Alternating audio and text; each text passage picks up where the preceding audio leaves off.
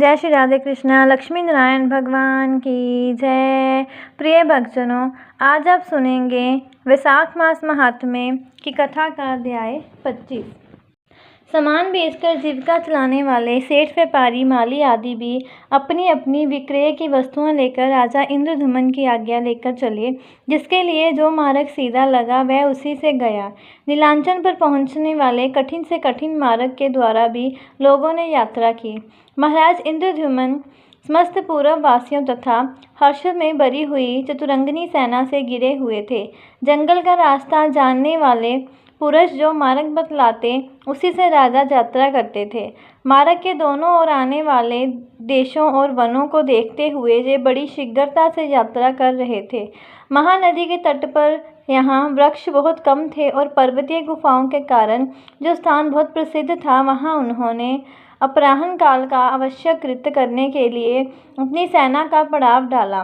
फिर अपने पुरोहित के साथ नदी के जल में उतरे और स्नान करके देवताओं तथा पितरों का तर्पण किया।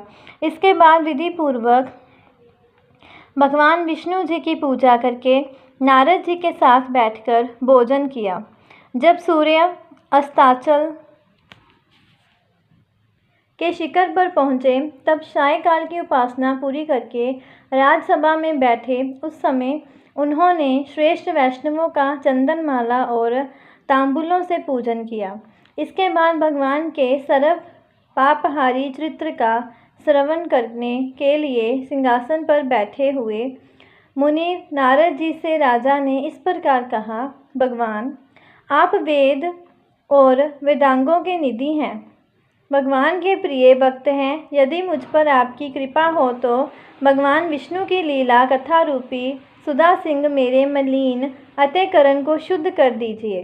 देवऋषि नारद तथा राजा इंद्रद्युम्न में इस प्रकार की बात चल ही रही थी कि द्वारपाल ने समीप आकर सूचना दी, महाराज, उत्कल देश के राजा आपके द्वार पर उपस्थित हैं और श्रीमान के चरणारविंदों का दर्शन करना चाहते हैं। तब राजा बोले, श्रीमान उत्कल नरेश को शीघ्र ही भीतर ले आओ। उनका दर्शन करके हम सब लोग पाप रहित हो जाएंगे।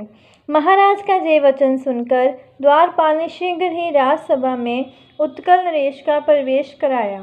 अपने वैष्णव मंत्रियों के साथ राजसभा में प्रवेश करके उत्कल देश के राजा ने इंद्रद्युम्न के वंदनीय चरणों को सादर नमस्कार किया। तब उन वैष्णव नरेश को उठाकर महाराज इंद्रद्युम्न ने उनका सत्कार किया और अपने आसन पर ही बिठाकर विनय युक्त वाणी में कहा, हे राजन, आप कुशल से तो हैं ना? हे उत्कल नरेश, नीलाचल शिखर निवासी भगवान माधव तो वहाँ विजय पूर्वक विराज रहे हैं ना? क्या आपकी निर्मल बुद्धि भगवान के चरणारविंदों में लगती है? समस्त प्राणियों में समान मन रखने वाले आपका मन भगवान में अनुरक्त तो है ना? तब उत्कल नरेश ने हाथ जोड़कर नम्रतापूर्वक कहा, स्वामी, आपके चरणों की कृपा से मेरे लिए सर्वत्र कुशल है। दक्षिण समुद्र के तट पर जंगलों से घिरा हुआ नीलाचल विद्यमान है, किंतु वहाँ लोगों का आना जाना नहीं है।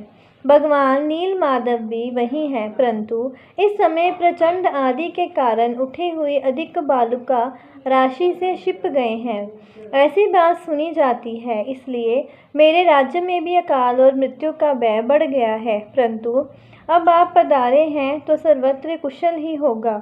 उत्कल नरेश के ऐसे कहने पर राजा इंद्रद्युम्न ने उनका आदर करते हुए उन्हें विदा किया और नारद जी की ओर देखकर उदासीन भाव से कहा, मुनि, ये क्या हो गया? तब नारद जी बोले, राजन, इस विषय में मैं तुम्हें आश्चर्य नहीं करना चाहिए। श्रेष्ठ वैष्णव भाग्यवान होता है। वैष्णवों का मनोरथ कभी निष्फल नहीं होता।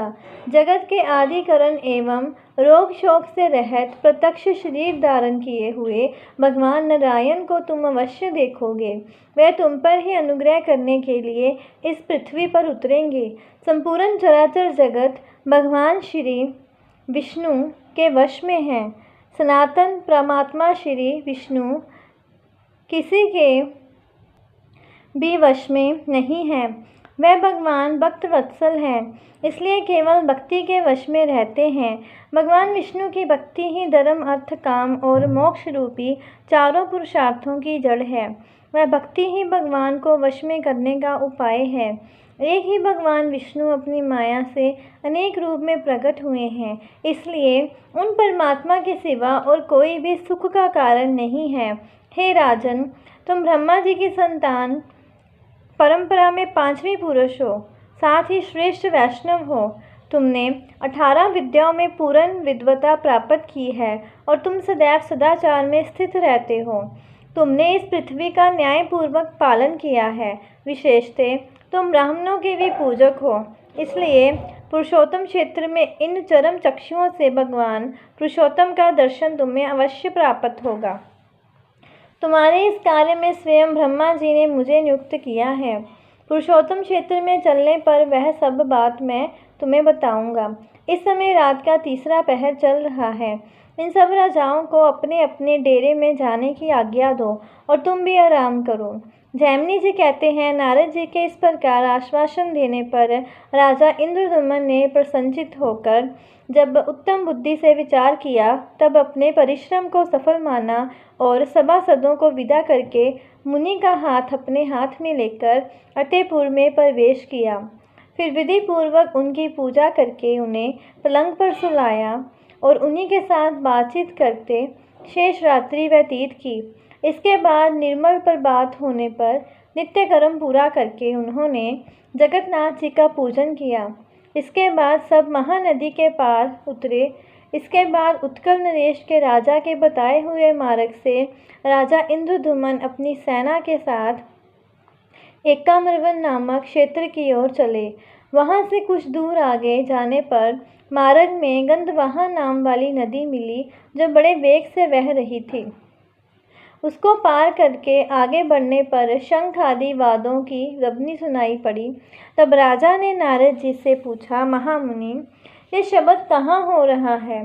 तब नारद जी ने कहा, राजन, ये अत्यंत दुर्लभ क्षेत्र है जिसे भगवान विष्णु ने गुप्त कर रखा है। तुम भाग्यवान में श्रेष्ठ हो, इसलिए तुम्हारे सौभाग्य से जितेंद्रिय पुरोहित ने किसी प्रकार जाकर भगवान का दर्शन किया है। यहाँ से 3रे योजन पर नीलगिरी विद्यमान है और हे भगवान गौरीपति का एकाम्रवन नामक क्षेत्र है, जो अब अधिक दूर नहीं है। एक समय भगवान शिव ने लोकों के आदि करण अनादि पुरुषोत्तम का इस प्रकार सत्वन किया है। हे नारायण, हे परमधाम, हे परमात्मन, हे परात्पर, हे परमेश्वर, आपको मेरा नमस्कार है। आप संसार के कारण हैं और गुणों के भेद भी सृष्टि पालन तथा सहान रूप कर्म किया करते हैं। आपने अपने ही योग माया से अपने को गुप्त कर रखा है। आपको नमस्कार है। आप ना भीतर हैं ना बाहर हैं, साथ ही बाहर भी हैं और भीतर भी दूर होते हुए भी अत्यंत निकट हैं। बारी हल्के स्थिर अत्यंत सूक्ष्म अतः और अतिशय स्थूल भी आप ही हैं। आपके लिए नमस्कार है। जिनके कटाक्ष विलास से कोटि कोटि ब्रह्मा और अगिनत रुद्र उत्पन्न होते हैं, उन कलात्मा श्री हरि को नमस्कार है। जिनके एक एक रोम में अनेकानेक ब्रह्मांडों का समुदाय भरा हुआ है और जिनका शरीर मापक के बाहर है, उन विश्वरूप भगवान को नमस्कार है। जिनके स्वरूप भूतकाल के परिमाण से ब्रह्मा की सृष्टि और प्रलय होते हैं, मनवंतर आदि की संगठना करने वाले उन भगवान को नमस्कार है। त्रिपुरासुर का दाह करने वाले भगवान शंकर ने जब इस प्रकार स्तुति की, तब शंख चक्र गदा धारण करने वाले वनमाला विभूषित हार कुंडल केयूर और मुकुट आदि से सुशोभित कृपा निधान भगवान गरुड़ वाहन विष्णु ने शिवजी से कहा, दक्षिण समुद्र के किनारे नीलाचल से विभूषित जो 10 योजन विस्तृत क्षेत्रोपला नदी से लेकर समुद्र तक फैला हुआ है, उसके उत्तर में एकाम्र वन नामक सुंदर वन है। वहीं पार्वती जी के साथ आप निवास करें। यहाँ सब लोगों की सृष्टि करने वाले ब्रह्मा जी मेरे आदेश से आपको कोटि लिंगों के अधीश्वर पद पर अभिषिक्त करेंगे। भगवान विष्णु के ऐसे कहने पर शिवजी ने कहा, देव देव जगन्नाथ, हे प्रभु, हे जगतपति, आप पुरुषोत्तम क्षेत्र में जाने के लिए जो आज्ञा दे रहे हैं उसे शिरोधार्य करके मैं उस मोक्षदायक कल्याण में तीर्थ में जाऊंगा। इस प्रकार कहकर भगवान शंकर उस क्षेत्र में पधारे। साक्षात ब्रह्मा जी ने वहां भगवान शंकर की स्थापना की। राजन, अब हम सब लोग वहां चलेंगे और त्रिपुर विनाशक शिवजी का दर्शन करेंगे। ये जो शिवजी का क्षेत्र है इसे तमोगुण का नाशक बताया गया है। जो रजोगुण को धो डालने वाला क्षेत्र है वह विजमंडल नाम से प्रसिद्ध है। सतम गुण की अधिकता के कारण पुरुषोत्तम क्षेत्र मुक्तिदायक बताया गया है। महाराज, जिनका मन पाप कर्मों से मलिन हो गया है उनका विश्वास इस क्षेत्र पर नहीं जमता। नारद जी की बात सुनकर राजा का मन प्रसन्न हो गया और वह बोले, ब्राह्मण, आपने मुझे परम पावन क्षेत्र का परिचय दिया है जहाँ पर साक्षात भगवान उमापति विराजमान हैं। वहाँ पर हम अवश्य चलेंगे। इस निश्चय के अनुसार देवर्षि नारद और राजा इंद्रद्युम्न दोपहर के समय सेना के साथ एक्रमवन नामक क्षेत्र में पहुंच गए। वहां बिंदु तीर्थ में स्नान करके उसके तट पर विद्यमान भगवान पुरुषोत्तम का उन्होंने विधि पूर्वक पूजन किया। उसके बाद वे कोटेश्वर महालय को गए। वहां के जल से बलि भांति आचमन करके सात्विक धर्म में स्थित राजा ने भुवनेश्वर नामक लिंग का महास्नान करके विधि से पूजन किया। फिर अनन्य चित्त से भगवान शंकर का ध्यान करते हुए वह खड़े रहे। तब परमेश्वर भगवान शंकर ने प्रसन्न होकर स्पष्ट वाणी में कहा, महाराज इंद्रद्युम्न, थोड़े ही समय में तुम्हारा मनोरथ पूर्ण होगा। इसके बाद उन्होंने नारद जी से कहा, महाभाग ब्रह्मा जी ने जो आज्ञा दी है उसे इस राजा के द्वारा अश्वमेध यज्ञ कराते हुए पूर्ण करो। पुरुषोत्तम क्षेत्र साक्षात भगवान विष्णु का स्वरूप है। उसमें भी परम पुण्य में अंतर्वेदी भगवान विष्णु के हृदय के समान मानी गई है, जिसकी रक्षा के लिए श्री विष्णु ने 8 स्वरूपों में मुझे स्थापित किया है। शंख आकार पुरुषोत्तम क्षेत्र के अग्रभाग में दुर्गा देवी के साथ में नीलकंठ नाम के निवास करता हूँ। वहीं इस राजा को ले चलो। इस समय नीलमणि में विग्रह वाले भगवान श्री हरि अंतर्ध्य हो गए हैं। वहाँ मेरी आज्ञा से भगवान श्री नरसिंह देव का क्षेत्र बनाओ। उस क्षेत्र में हमारे पास राजा इंद्रद्युम्न 1 सहस्त्र अश्वमेध यज्ञ करें। यज्ञ समाप्त होने पर इन्हें वे अद्भुत ब्रह्म स्वरूप वृक्ष दिखाओ और उसके द्वारा विश्वकर्मा 4 प्रतिमाओं का निर्माण करेंगे और उन प्रतिमाओं की स्थापना के समय ब्रह्मा जी स्वयं पधारेंगे। इसके बाद ये राजा समस्त पापों का नाश करने वाला और संपूर्ण जगत के आधारभूत भगवान श्री विष्णु का दर्शन करेंगे। लकड़ी का शरीर धारण करके प्रकट हुए भगवान दर्शन मात्र से मोक्ष प्रदान करने वाले होंगे। हे नारद, भगवान विष्णु अपनी आज्ञा के पालन एवं भक्ति से प्रसन्न होते हैं। नारद जी भी जगतगुरु महादेव जी को प्रणाम करके हाथ जोड़कर बोले, प्रभु, आपने जो आदेश दिया है वैसा ही करने के लिए ब्रह्मा जी ने मुझे भी आज्ञा दी है। नाथ, आप और ब्रह्मा जी परमात्मा श्री हरि से भिन्न नहीं है। इन राजा इंद्रद्युम्न की भाग्य समृद्धि महान है। इसी से इन्हें आप तीनों देवताओं का ये विशाल अनुग्रह प्राप्त हुआ, जिसको मन के द्वारा सोचा भी नहीं जा सकता था। जिनके इस प्रसंग से पापी मनुष्य भी भव सागर से तर जाते हैं। वे भूत भावन भगवान विष्णु अचिंत्य महिमा वाले हैं। वे भगवान कितनी भक्ति से प्रसन्न होते हैं ये बात बुद्धि में नहीं आ सकती।